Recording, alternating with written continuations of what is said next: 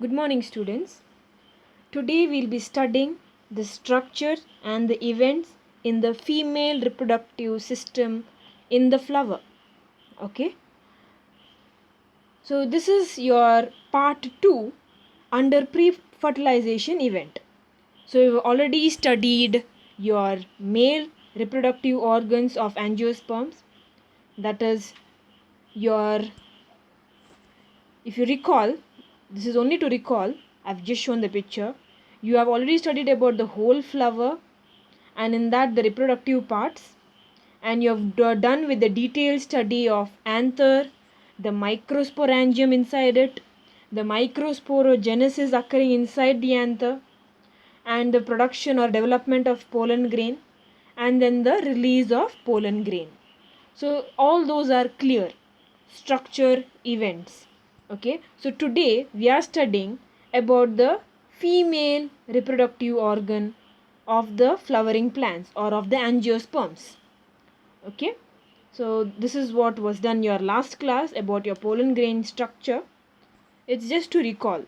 So you all know about the pollen grain that acts as the male gametophyte, and this pollen grain will then deposit on the stigma. You can see the stigma here, and pollen grains have already germinated and carrying, I hope you all remember, the pollen grain carries the two male gametes. Okay, so if you all observe here, there is generative nucleus and tube nucleus. This is of pollen grain. Generative nucleus is the one which divides into two male gametes. Tube nucleus is only helping in the penetration and guides the two male gametes for the entry into the female, okay, embryo sac, which you'll understand in today's topic. Okay, today we will study the female reproductive organ of angiosperms. First, let us understand the structure. So it is also called as your carpel. The pistil is also called as carpel, and the biological term is given as your gynoecium. Okay, so the LS, a section, longitudinal section of the gynoecium is shown, showing the parts stigma, style, ovary, and inside the ovary you will find the ovules. So it is the female reproductive part. For one mark, what is gynoecium? It is the female reproductive part of the flower. Okay. In detail, if you consider pistil, externally we are considering three parts: stigma, style, and ovary. I am saying externally because that's what you can see of a flower. You can see the stigma, you can see the style, you can see the ovary. Okay.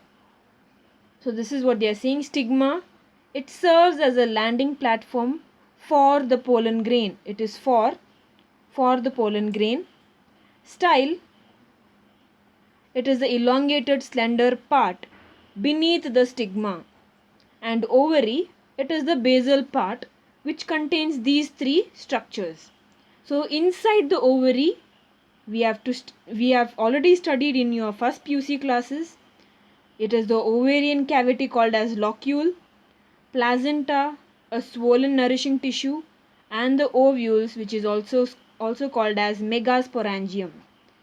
Okay, so if you take the TS, if you take this section, the TS, transverse section, you will get to see the locule, placenta, and the megasporangium, or also called as ovules.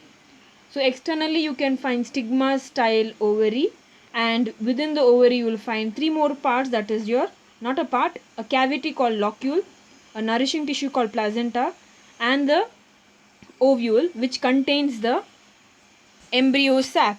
Embryo sac, you will come to know in further topics. It is the female gametophyte. In case of male gametophyte, it is the pollen grain structure. Now the female gametophyte here, it is the embryo sac. So I hope this part of structure of pistil is clear. Okay, so externally three parts, and within the ovary again we are labeling into three parts, that is cavity, locule, nourishing tissue placenta, and the ovules. Based on the number of carpels, we give the term monocarpellary, polycarpellary. Mono, split the term. If there is only one carpel, okay, only one carpel, it is called as your monocarpellary condition. It is shown here, only single ovary. If there are more than one, polycarpellary. So if it is 2, bicarpellary. If it is 3, tri, like that. 4, tetra. 5, it is penta.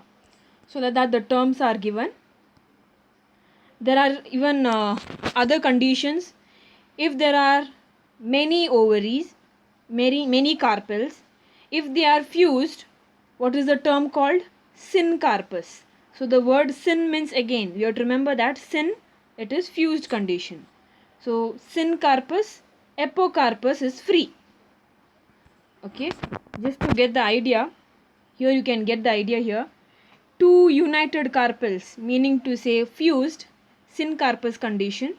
Okay, so here you can only see the edge.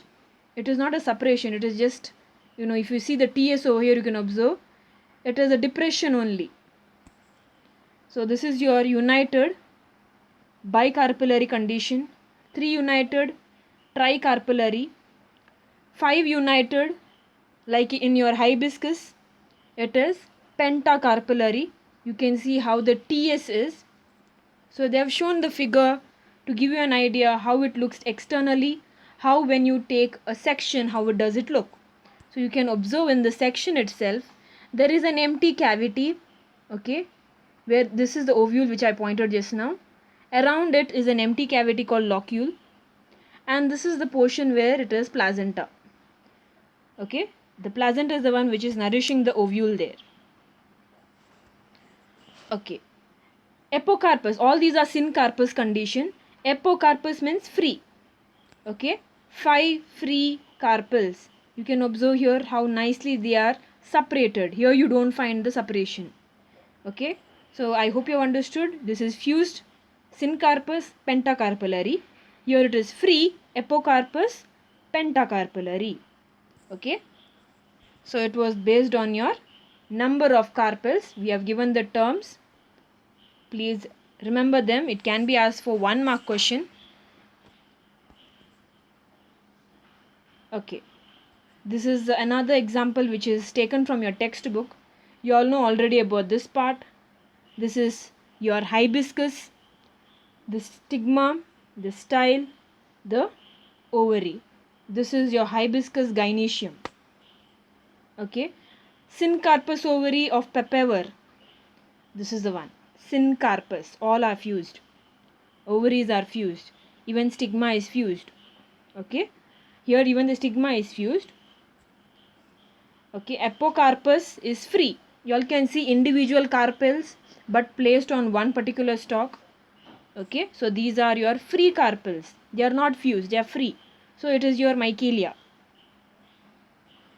And this is your ovule structure.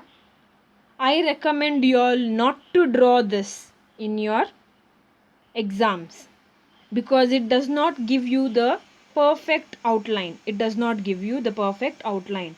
So I recommend, because this is also included in your practicals, I recommend the future wherever I explain the structure of ovule, you have to follow that.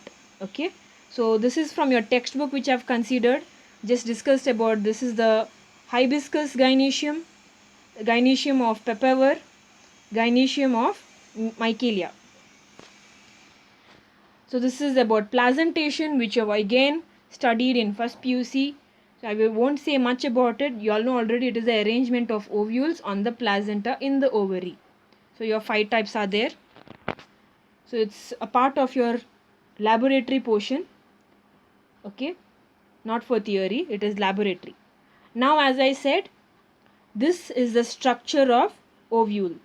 Okay, this is a easy diagram type, easy for you to copy and practice the diagram. In this there is one label that is missing, that is this portion, which is clearly shown. I'll show you all later. it's coming in the other slides. So you all just observe, you all can see there is some kind of two layers. There is some kind of dense portion here. There is the embryo sac. This is the embryo sac. So pollen grain, imagine this is the pollen grain, okay, and this pollen grain will germinate and then enter into the micropyle, fusing with the egg. See, egg is here, okay.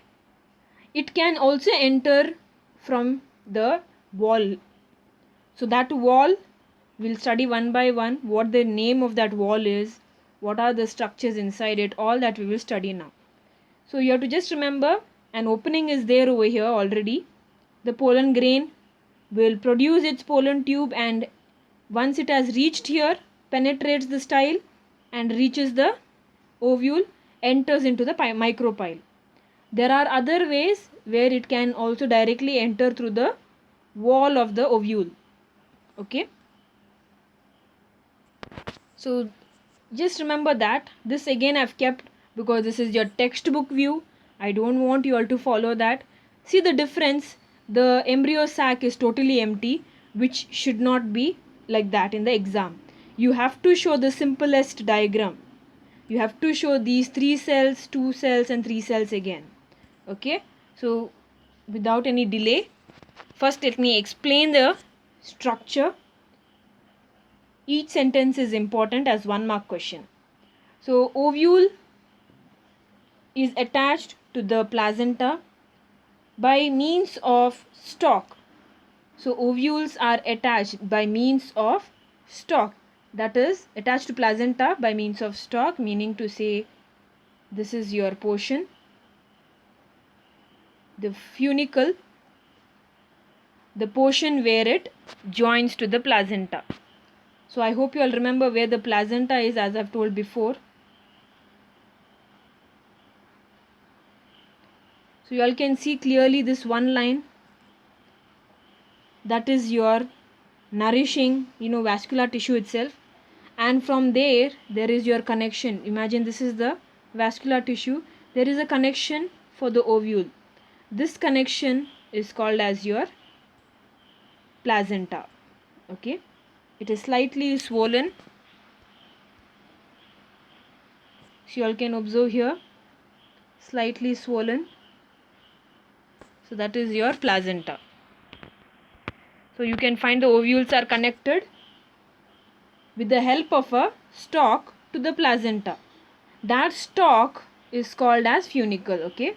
This stalk is called as the funicle. Then the region or the body of the ovule where it fuses with the funicle is called hilum. Don't get confused with helium. This is hilum, okay. So I'll show you all where the picture is. See here, can you all find this structure? You all can see how the funicle fuses with the body of the ovule. That is your hilum, okay. Here they have given funiculus. You can write that term, funiculus or funicle. Any one term is fine, okay. So this is the one which I say I prefer you all to draw clearly. If you all don't know what to draw inside this embryo sac, you can refer the first diagram over here. This one. This is an easier outlook, except the hilum part is missing, okay. So I want you all to include that hilum part here. Otherwise it's fine. This diagram is perfect over there. Only the labeling hilum is missing. Okay, we'll continue with the structure. So hilum, your question if it is asked, you have to remember to write it represents the junction between the funicle and the ovule, okay. Now coming to the protective layers, it has certain envelopes around it which are called as integuments. So the protective layers of ovule are called as integuments. So based on the number of integuments, it may be unitegmic, that means 1.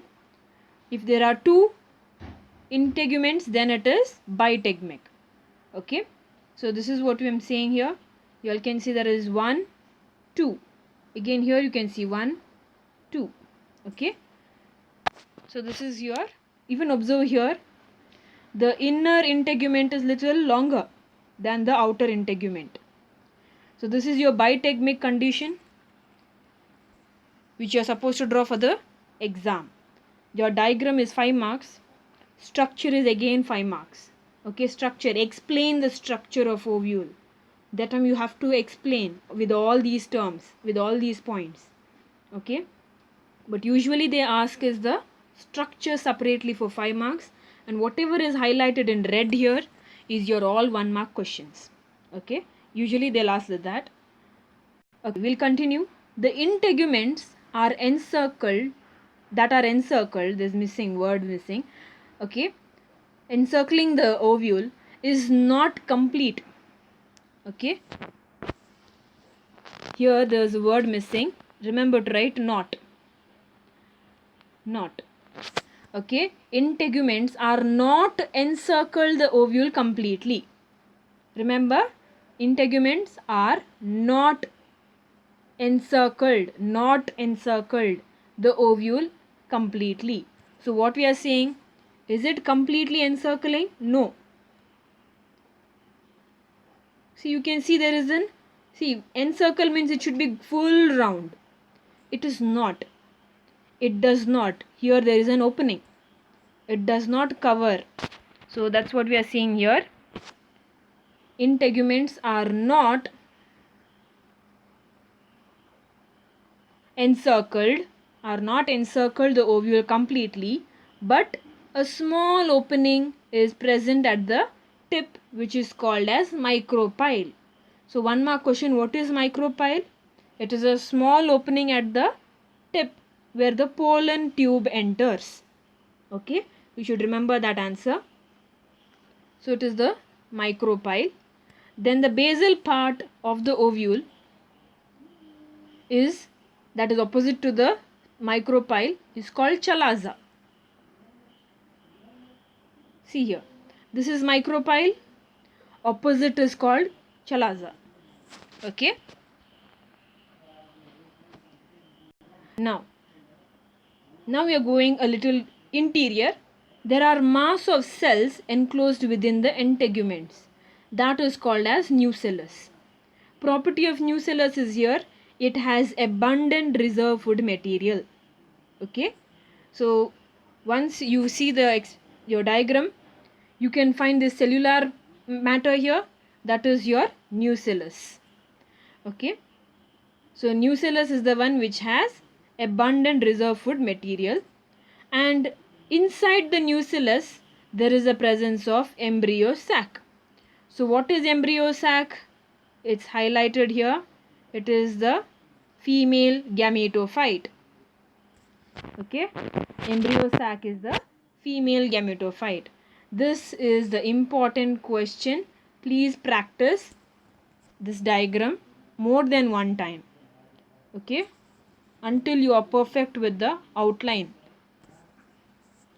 Now we are going in detail with the study of embryo sac. As said before, it represents the female gametophyte. This is your embryo sac. Can be asked for 2 marks. Okay, very important question, 2 mark question. Just observe. I'll first show you all. You all can see there is a full till here. It's going behind it actually. Okay, you can see that is 1 cell. Okay, that is 1 cell. Then you can find here 1, 2, 3 cells here. Okay, and you can find over here, whatever I've drawn outside was the cell, and that cell has 2 nuclei. So it's written here polar nuclei. The word nuclei only tells you it is plural. So 2 are there. Those are not the cells, these are nuclei which can fuse together to form a nucleus. Okay, now coming to the lower part, see here, 1 is behind, 2 are in front.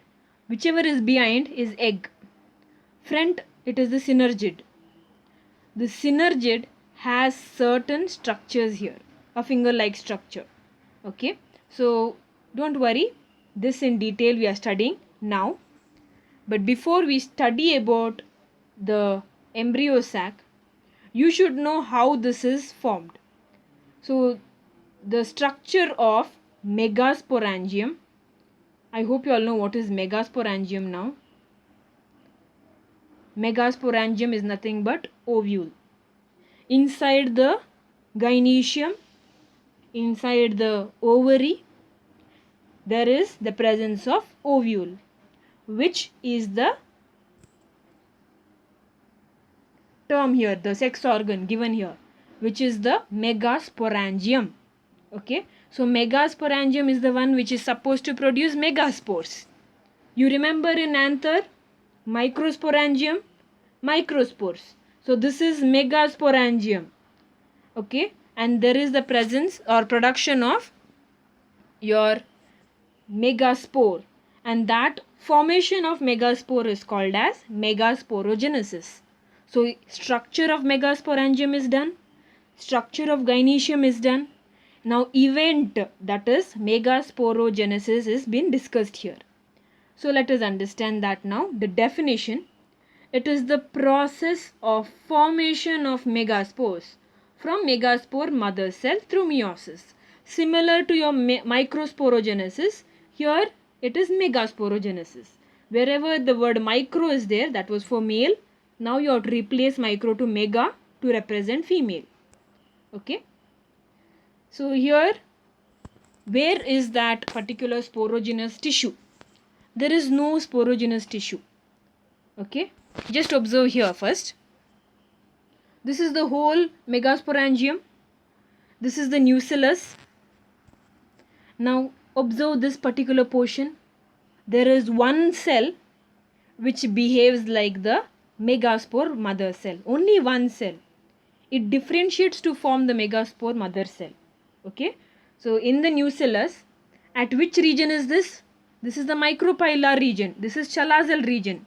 So at the micropylar region, okay, the nucellus, in the nucellus, at the micropylar region, one cell differentiates to form megaspore mother cell. This megaspore mother cell, can you see here, they have written here megaspore mother cell. Okay, so this mother cell undergoes the formation of 4 haploid megaspores. These 4 megaspores are haploid. Okay, it is only by meiosis. In this, first 3 are degenerate. They are not functional. The last one, any one of them will be functional. So just remember, this is the 4 cells arranged in linear structure. Okay, now you will wonder, arrangement of linear structure, is it called as microspore tetrad? Sorry, megaspore tetrad. You can call it as tetrad, but we don't give the term here. We give the term for microspores arranged as a cluster. So that cluster is called as tetrad. Here they are in linear. Okay, so we say linear arrangement. There it was cluster arrangement, that's why it was tetrad. Okay, here also it is tetrad, but we don't give the term because in textbook also they have not mentioned it. Just remember it as the 4 haploid cells arranged in linear. Linear means straight line. They are arranged in straight line. So in this 3 are degenerate. Okay, 1 becomes functional. Functional for the development of embryo sac. So you have understood now it is haploid in nature. So this is your megasporogenesis. Okay, megasporogenesis, 1 mark question. So what they have explained, at which region? So in the micropylar region of the ovule, one cell gets specialized to form megaspore mother cell. So you've understood here, in the micropylar region, one cell of the nucellus, okay, turns into a specialized mother cell which undergoes the formation of megaspores. So it is specialized to form megaspore mother cell. Then this ultimately forms your megaspores. So about that one cell behaving like megaspore mother cell, that one cell is specialized to have a size which is large, dense cytoplasm and prominent nucleus. It is only one cell that behaves as megaspore mother cell. So it's clear. Okay, now just to give you the textbook view, this is the first one, whichever I've done the box in red. That is the one which is important to represent megasporogenesis, which I've written on top. Okay, that is your megasporogenesis. See over here, all the nucleus cells are around it, but one cell has become larger in size, dense cytoplasm, nucleus is prominent. That is your specialized megaspore mother cell. I hope it is clear now, this point. Okay, this point, large cell, dense cytoplasm, prominent nucleus, that is what is your megaspore mother cell is, or MMC we have given in short form. Do not write short forms in the exam. Please remember, do not write. If once in the answer you have given the full form and in bracket if you mention short form, second time you can only mention the short form. In beginning itself, do not write the short form. You have to mention the full form, give the acronym, and then mention below in your, again if that repeats, that time you can repeat it with your acronym. Not of writing the whole 3 words again. I hope it is clear. No writing short forms in the beginning. Okay, so this is your megasporogenesis. Observe there is one cell. Okay, first meiosis 1 develops 2 haploid. That's why it's given dyad. Okay, and then 4 cells. Each will divide again to form 4 haploid cells. That's why it is megaspore tetrad. But remember, than writing this word, it will confuse you. That's why I make you all recall the points as cluster of 4 cells in microsporogenesis. Cluster. They are randomly kept. That's why microspore tetrad. It is highlighted there. Megaspore, it is tetrad, but you just write it as linearly arranged microspores. Sorry, megaspores. Linear arrangement, straight line. Linearly arranged megaspores. Don't get confused. Please remember, usually when the question is asked for microspore, students confuse with megaspore. If the question is asked for megaspore, student gets confused with microspore. So read the question 5 times before you attempt the answer for megasporogenesis or microsporogenesis, whatever the terms are, like mega and microsporogenesis or megaspore, microspore. So please be very careful when you see the questions. Okay. So I'm not saying this is, a silly thing that we will be able to recall. I've seen many students who does this, all these silly mistakes. So see that you are not repeating those mistakes. Let us learn from the mistakes. Okay. Now the most important question, the formation of female gametophyte, which is also called as your embryo sac. So first let me show you the structure. You all know about your, wait, let me show the picture first. So there is your one cell divided to form 2, again divided, totally forms 4. In that 3 are degenerate. One is functional, which is little larger. Okay, which is little larger, it is functional.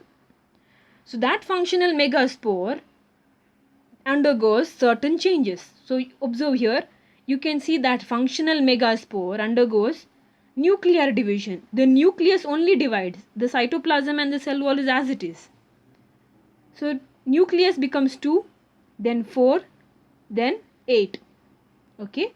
So 8 nucleate stage has come. Then based on the formation of cell wall, thin cell wall, okay, the structures are formed and there is a characteristic distribution of the cells, which we have already gone through before, the embryo sac. Okay, now we will just go in detail.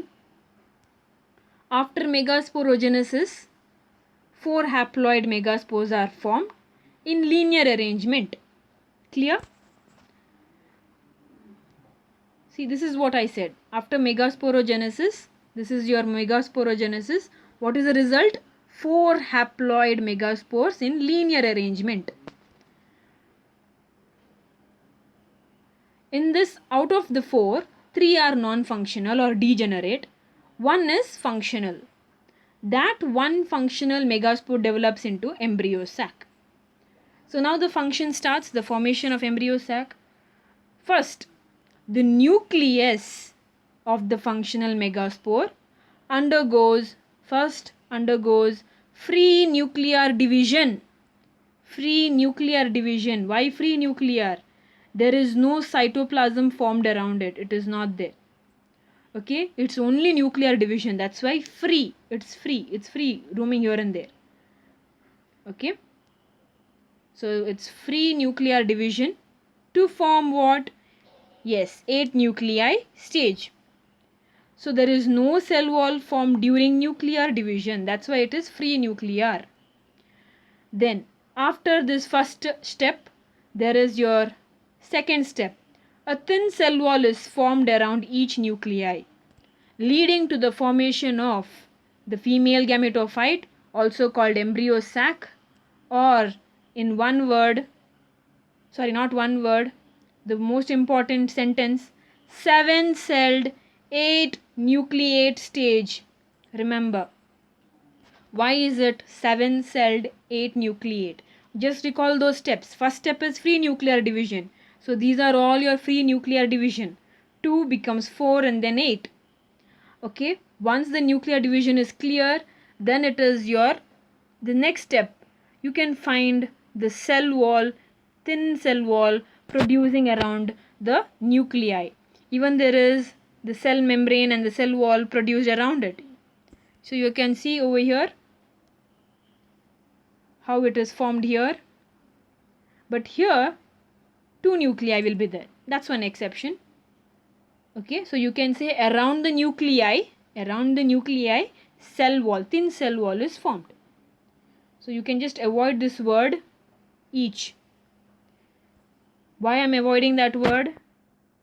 Because the central cell, this is central cell, has 2 nuclei.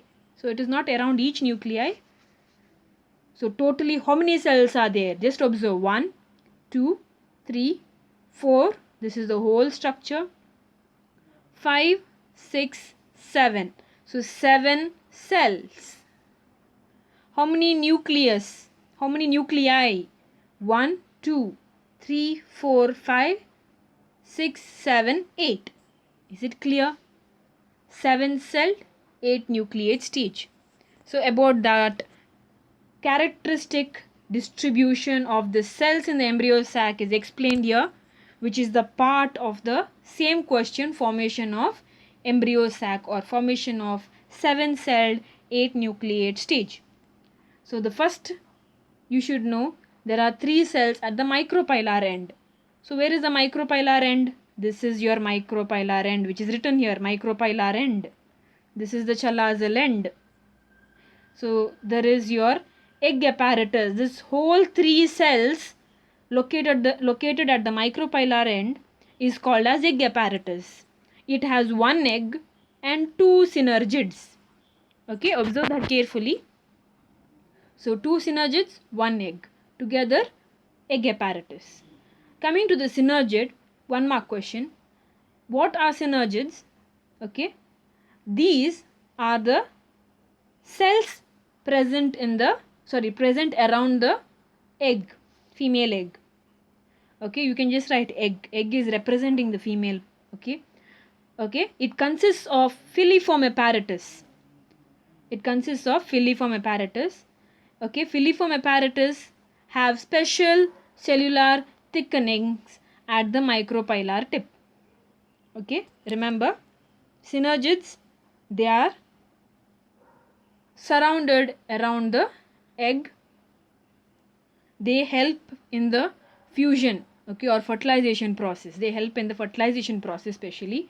So here you have to understand this synergids consists of filiform apparatus. To know what is filiform apparatus, this finger-like projections you can see inside the cell, that is your filiform apparatus. So these are 1 mark question. What is filiform apparatus? They are special cellular thickenings. You can write it as a word as specialized cellular thickenings at the micropylar tip is called filiform apparatus. What is the function? It plays a main important role to guide the pollen tube into the synergid. Okay, filiform apparatus is like a channel. So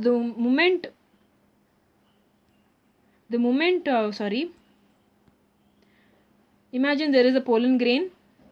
The moment the pollen tube has penetrated inside the style and entered the ovule and enters the micropyle and then finally enters the filiform apparatus. So it is a channel to enter the embryo sac.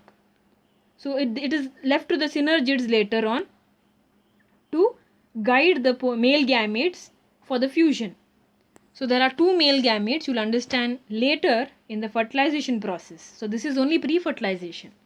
So this is your filiform apparatus playing a role in guiding the pollen tube to enter synergids. It is only to enter. Synergids help towards the fertilization process. So it will determine which male gamete will fuse with the egg, which another male gamete can fuse with the polar nuclei. I hope you all remember double fertilization in first PUC.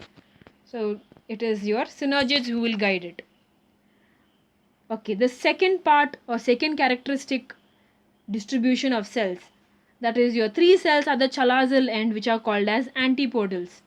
They don't have much significance, but they are told to help in some or the other way for the fertilization process, okay, which will later degenerate later on. And then there is your large central cell, a central cell with two polar nuclei. So just recall here with the diagram, the central cell which is large, it has two polar nuclei. So remember the term as central cell and polar nuclei. Okay. Remember, this two polar nuclei will turn into secondary nucleus when during the pollen tube entry. So it will immediately gets initiated to the two polar nuclei to fuse to form secondary nucleus. So later one of the male gamete from the pollen tube can fuse with the secondary nucleus. So this is your whole summary. Megasporogenesis. This is how confusion occurs. Megasporogenesis. What is it? Mother cell that is formed in the nucellus towards the micropylar region, okay, which is large, having dense cytoplasm and prominent nucleus. So that is specialized there. Only one megaspore mother cell. It will undergo meiosis to produce 4 haploid megaspores. Remember again, megaspores, which is we say tetrad, but remember to write it as linearly arranged megaspores. 4 haploid megaspores. Okay, so once your 4 megaspores are ready, in that first 3 are degenerate. The one large is functional. That functional megaspore will undergo the process or the formation of embryo sac. So what is that? First step is your free nuclear division till here. Then it is your formation of thin cell wall around the nuclei. Okay. And later on, characteristic distribution of the cells in the embryo sac.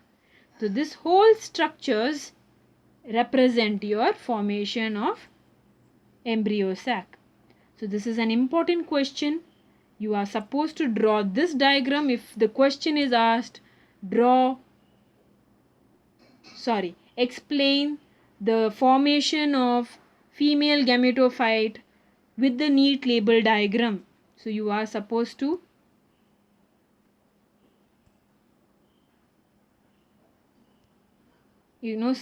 start from here. Sorry, not this one. This is megasporogenesis. You are supposed to start from here. So first, nuclear division. Then there is your cell wall formed around the nuclei, and then your characteristic distribution of the cells. So this is all your answer for the question of formation of female gametophyte. The theory part you have to write is this one. This, sorry. Okay, this. Before that you have to write even this. Yeah, we have here intro. After introduction, the steps. Okay, this is the diagrams which is kept together. So these two are the diagrams. These two are the diagrams which you have to do it neatly for the answer. And this three, characteristic distribution I've given as points, those also you have to write. Okay, so this is what is there in your textbook. The top one is megasporogenesis, down it is formation of embryo sac. Okay, this is your separate question. This is another separate question. So we have come to an end. Any doubts, please let me know. Don't keep it within yourself. Any doubts, let me know. Through message, it's better. So I can see in my own time and then give you the answer. Okay? Yes. Please answer to the questions and submit before 10 o'clock. Thank you.